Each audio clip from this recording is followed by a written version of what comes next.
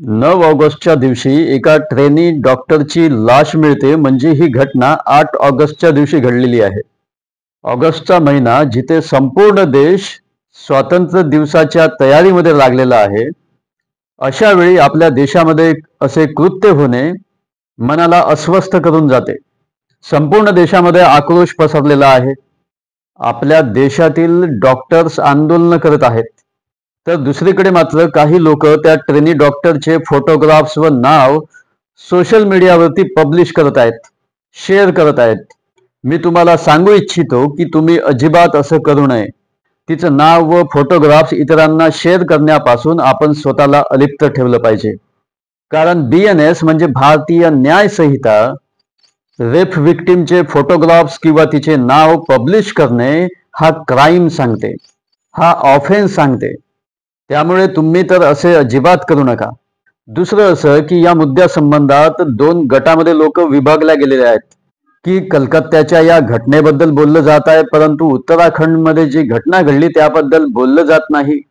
याआधी आपल्या महाराष्ट्रामध्ये सुद्धा त्या ठाण्यातील गणेश मंदिरामध्ये अशीच घटना घडलेली होती.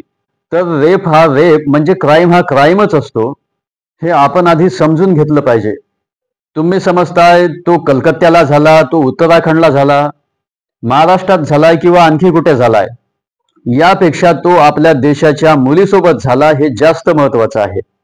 त्यामुळे तुम्ही याला राजकीय दृष्टिकोनातून पाहणं बंद करा. प्रत्येकाने यामध्ये न्यायिक प्रशासनाला मदत करणे आवश्यक आहे, ज्यामुळे त्या अपराध्यांना जेलमध्ये पाठवणे सोपे जाईल. आणि केवळ या लोकांना जेलामध्ये पाठवणेच सफिशियंट नसून त्या सर्वांना, त्या सर्व क्रूर अपराध्यांना अतिशय कठोरातील कठोर शिक्षा व्हायला पाहिजे. परंतु मला वाटतं डेथ पनिशमेंट या क्रूर अपराध्यांना सफिशियंट नाही, तर अशा निर्दयी लोकांना अशी पनिशमेंट व्हायला पाहिजे की त्यांची आत्मा सुद्धा कापली पाहिजे. जो आरोपी अरेस्ट करण्यात आलेला आहे त्याला कलकत्ता पोलिसांच्या बॅरकमधून अरेस्ट करण्यात आलेले आहे. कारण हा आरोपी सिव्हिल पोलीसमध्ये काम करत होता आणि म्हणतो आहे की मला फासावर चढवा, मीच अपराधी आहे. या प्रकरणाचा जर आपण खोलात जाऊन विचार केला तर यामध्ये बरंच घबाड लपलेलं दडलेलं दिसत आहे, जे आता हळूहळू समोर येत आहे. अनेक बाबींचा या व्हिडिओच्या माध्यमातून आपण आढावा घेणार आहोत, त्यामुळे लास्ट पर्यंत तुम्ही सर्वजण कनेक्ट राहा. मला हे सर्व तुम्हा लोकांना सांगताना, या घटनेबद्दल बोलताना लाज वाटत आहे आणि राग पण येतो आहे. कारण आपण त्या देशामध्ये हे सर्व बघतो आहे, बोलतो आहे त्याबद्दल, ज्याला आपण विश्वगुरु बनवण्याबद्दल रोजचं रोज बोलत असतो, याबद्दल चर्चा करत असतो. आपण त्या देशाबद्दल बोलतो आहे, त्या देशामध्ये बोलतो आहे जो देश डेव्हलपिंग पासून डेव्हलप बनतो आहे आणि या देशाचा पुत्र होण्याचा अभिमान आपल्या प्रत्येकाला असतो. तेव्हा ह्या घटनेचा संपूर्ण आढावा आपण घेणार आहोत आजच्या या एपिसोडमध्ये.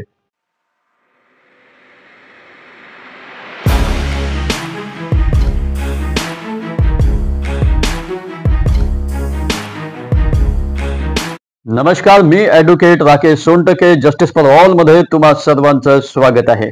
तर 8 ऑगस्टला जे काही घडते त्याची माहिती सकाळी 9 ऑगस्टला मिळालेली आहे. आरजीकर हॉस्पिटल, ज्याच्या एमर्जन्सी बिल्डिंगच्या सेमिनार हॉलमध्ये 31 वर्षाच्या एका ट्रेनी डॉक्टरची डेड बॉडी मिळते. ती नाईट ड्युटीवर होती आणि झालं असं की तिच्या प्रायव्हेट पार्टमधून, तिच्या तोंडामधून रक्त वाहत होतं आणि तिच्या मानेचे हाड सुद्धा तुटलेले होते. या डॉक्टरच्या बॉडी जवळ एक ब्लूटूथ इयरफोन मिळाला. ज्या आरोपीला अरेस्ट करण्यात आलेला आहे तो CCTV कॅमेरामध्ये, म्हणजे हा संजय कुमार सकाळी 4 वाजता एमर्जन्सी बिल्डिंग मध्ये घुसताना दिसतो आहे. तेव्हा त्याच्या गळ्यामध्ये तोच इयरफोन आहे. परंतु सकाळी 6 वाजता जेव्हा तो बिल्डिंगच्या बाहेर येत आहे तेव्हा त्याच्या गळ्यामध्ये तो इयरफोन नाहीच.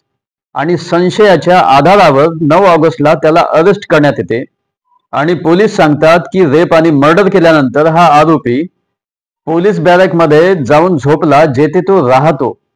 आणि सकाळी उठल्यानंतर त्याने त्याचे कपडे स्वच्छ केले आणि ज्यावेळी त्याला अरेस्ट केले तेव्हाच त्याने त्याचा गुन्हा सुद्धा कबूल केला.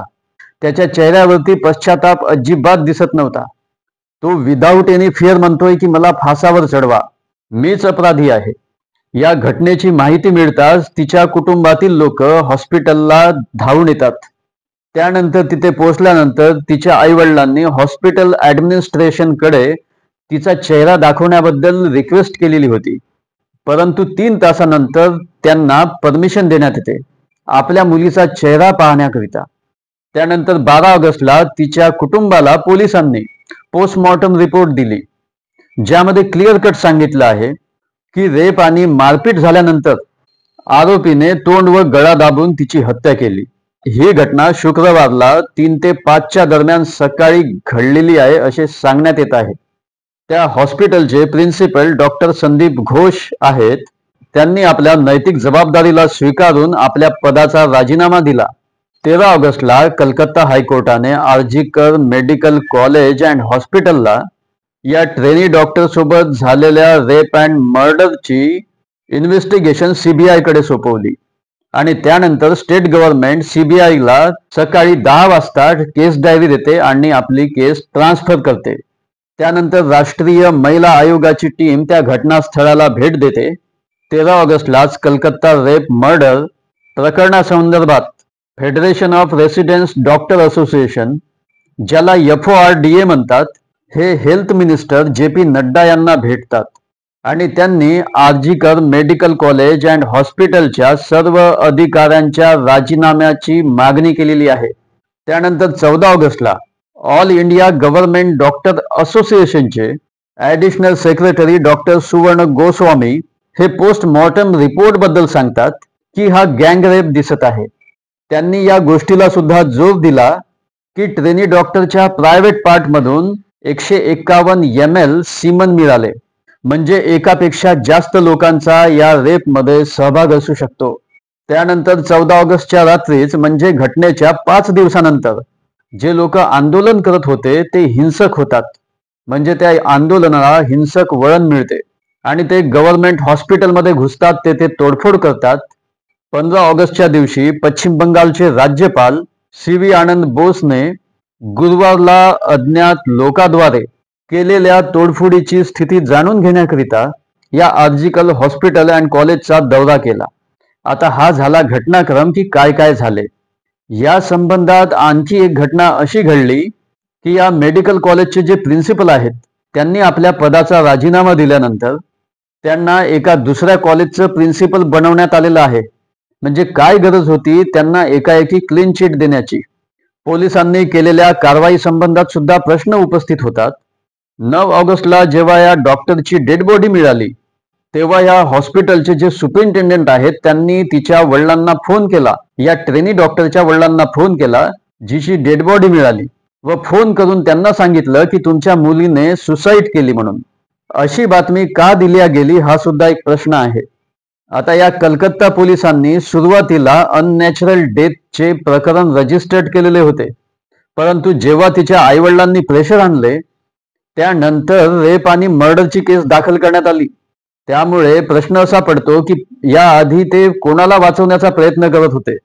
आता ज्याला अरेस्ट करण्यात आले त्याचे नाव संजय आहे आणि जवळपास त्याचे वय 33 वर्ष आहे. तो कलकत्ता पोलिसांची टी-शर्ट घालून फिरत होता आणि सांगण्यात येते त्याच्याबद्दल की तो कलकत्ता पोलिसांच्या सिव्हिल पोलिसिंगमध्ये भरती झालेला होता आणि त्यामुळे तो कलकत्ता पोलिसांच्या 4थ्या बटालियनच्या बॅरेकमध्ये राहत होता.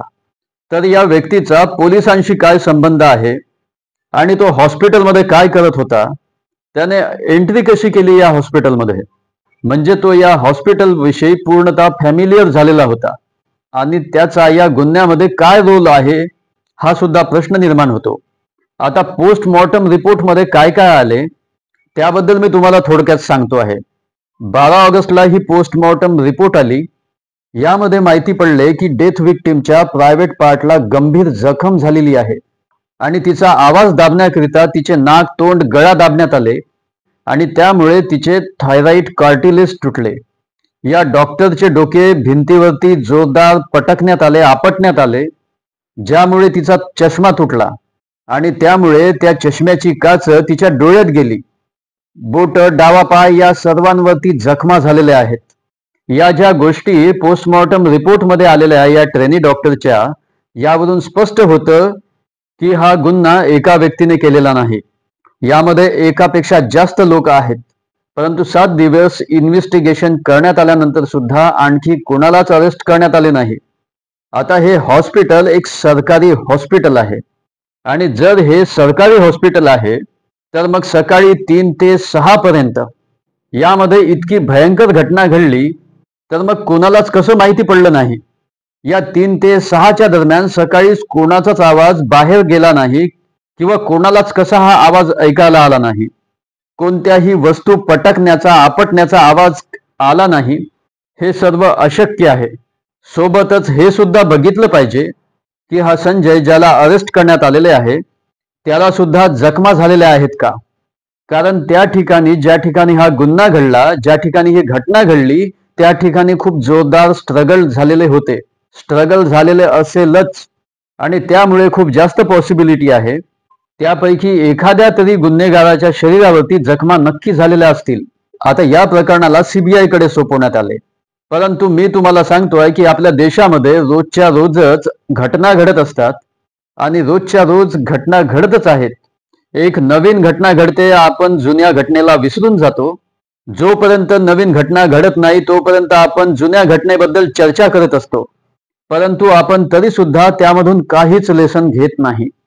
तुम्हाला आठवण करून देऊ इच्छितो की अशीच एक घटना, अशीच एक भयानक घटना 1973 मध्ये सुद्धा घडली होती। अरुणा शानबागच्या संबंधामध्ये पुण्याच्या किंग एडवर्ड मेमोरियल हॉस्पिटलमध्ये काम करत असलेली अरुणा शानबाग, या अरुणा शानबाग सोबत जी घटना घडली ती सुद्धा अतिशय भयानक होती। 1973 मध्ये ही घटना घडली, त्यावेळी एका वॉर्ड बॉयने या महिलेसोबत रेप केला आणि तिच्या मानेला लोखंडी साखळीने बांधलेले होते आणि त्या झटापटीमध्ये तिचे स्पायनल कॉर्ड तुटले आणि त्यामुळे ती जीवनभरासाठी बेड रिडन झालेली होती। आणि याच प्रकरणामध्ये सुप्रीम कोर्टाने युनिस्थेशिया म्हणजे इच्छा मृत्यूचा सिद्धांत आपल्या समोर ठेवलेला होता।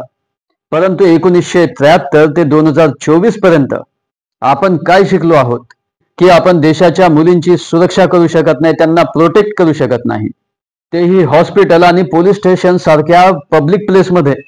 अशा ठिकाणी, अशा पब्लिक प्लेसमध्ये जर आपण यांना प्रोटेक्ट करू शकत नाही तर मग जे निर्जन स्थळ आहेत, जे एकांत स्थळ आहेत तेथे प्रोटेक्शन कसे काय मिळू शकेल त्यांना? येथे तर मग शक्यच नाही। मला वाटते की हिंदू मुस्लिम किंवा धार्मिक मुद्दे किंवा एखाद्या राजकीय मुद्द्यांवरती दिवसेंदिवस चर्चेमध्ये वेळ घालवण्यापेक्षा सरकारने किंवा न्यूज चॅनल वाल्यांनी सुद्धा या महत्वाच्या मुद्द्याला धरून चर्चा करण्यात यायला पाहिजे, यावरती काहीतरी तोडगे काढायला पाहिजे। सरकारला सुद्धा माझा एक प्रश्न आहे की त्यांनी निर्भया फंड जो 1000 करोड रुपये डिसाईड झालेला होता 2013 मध्ये, त्याचा काय उपयोग होत आहे? सीबीआयने या प्रकरणामध्ये महत्वाची भूमिका बजावायला पाहिजे, एक प्रॉपर इन्व्हेस्टिगेशन करून, आणि जे दोषी आहेत त्यांना डेथ पनिशमेंट पर्यंत कसं पोहोचवता येईल। कारण जो आक्रोश समाजामध्ये पसरलेला आहे, जे समाज मन आज अस्वस्थ झालेलं आहे, त्यामुळे त्यांना फासावर पोहोचवण्यास मदत व्हायला पाहिजे। आणि सोबतच डॉक्टरांना सुद्धा माझी विनंती आहे की ते जेव्हा आंदोलन करायला जातात तेव्हा इतर रुग्णांचे सुद्धा खूप हाल होत असतात। तुमचे आंदोलन अगदी योग्य आहे, बरोबर आहे, परंतु तुमच्या या आंदोलनामुळे जे रुग्ण तुमच्यावरती डिपेंड आहेत त्यांना त्रास होता कामा नये, त्यांना हॅरॅसमेंट होतं कामा नये, त्यांच्यावर अन्याय व्हायला नको। एकाला न्याय मिळवून देण्याकरिता दुसऱ्यांवरती अन्याय होणं हे बरोबर नाही, हे योग्य नाही। तुम्हाला काय वाटतं कॉमेंट बॉक्समध्ये नक्की सांगा। तुम्हाला एक सूचना आहे की तुम्ही सर्वजण मला कॉन्टॅक्ट नंबर मागत असता, परंतु मी येथे कॉन्टॅक्ट नंबर शेअर करू शकत नाही, तर येथे फक्त मी माझा मेल ID शेअर करतो आहे।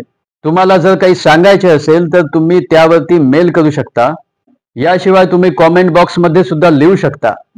कारण जर मी येथे माझा कॉन्टॅक्ट नंबर जर शेअर केला तर खूप जास्त फोन येणं सुरू होईल। ऑलरेडी मला भरपूर फोन कॉल्स येत असतात, पक्षकारांचे केसेस संबंधात येत असतात आणि ते फोन सुद्धा मला रिसीव करताना बराचदा त्रास होतो। मी ते सर्व फोन कॉल्स अजिबात रिसीव करू शकत नाही आणि या प्लॅटफॉर्मवरती जर मी माझा कॉन्टॅक्ट नंबर शेअर केला तर मला ते फार कठीण होऊन जाईल। तुम्हाला जर हा आजचा व्हिडिओ आवडला असेल तर इतरांनाही शेअर करा, लाईक करा। नमस्कार।